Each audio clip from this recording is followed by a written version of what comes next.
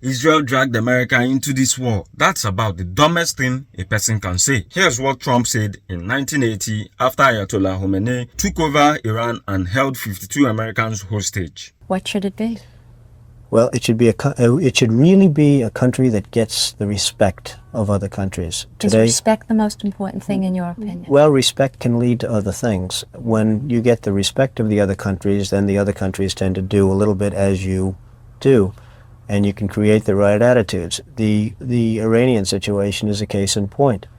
That they hold our hostages is just absolutely and totally ridiculous. That this country sits back and allows a country such as Iran to hold our hostages, to my way of thinking, is a horror. And I don't think they'd do it with other countries. I honestly don't think they'd do it with other countries. Obviously, you're advocating that we should have gone in there with troops, etc., and brought our boys out. I absolutely feel that, yes. I don't think there's any question, and there's no question in my mind. I think right now would be an oil-rich nation, and I believe that we should have done it, and I'm very disappointed that we didn't do it, and I don't think anybody would have held us in abeyance.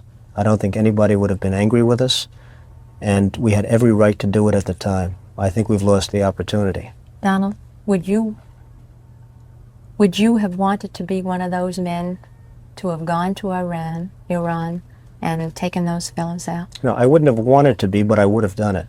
Would you? Absolutely.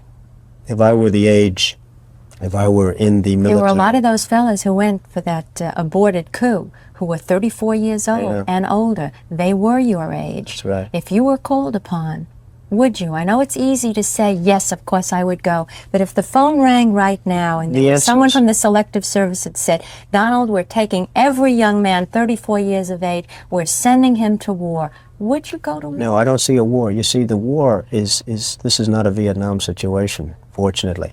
The war, in fact, with Iraq. There is a war waging. Yes, a war, and it's a war where nobody has any tanks, has any guns. It's a war where everyone's standing around. That would have been the easiest victory we would have ever won, in my opinion. When I look at television, I see men being shot up, legs being blown off. You're talking about two non-existent armies. I mean, Iran has an army composed of American equipment without parts and without anything else, and Iraq has a very weak army, and they're just really fighting each other. I mean, it's almost hand-to-hand combat. If you see now, they've run out.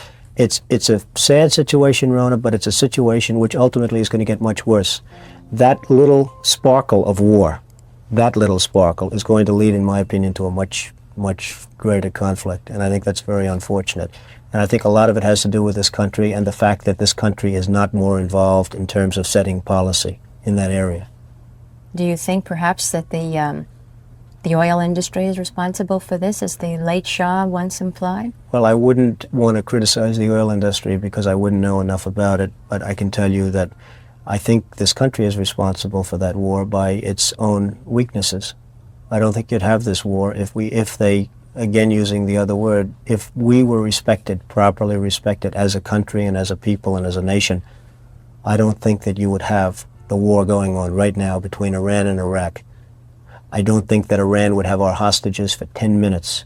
If they respected this country, I don't believe they would have our hostages for 10 minutes.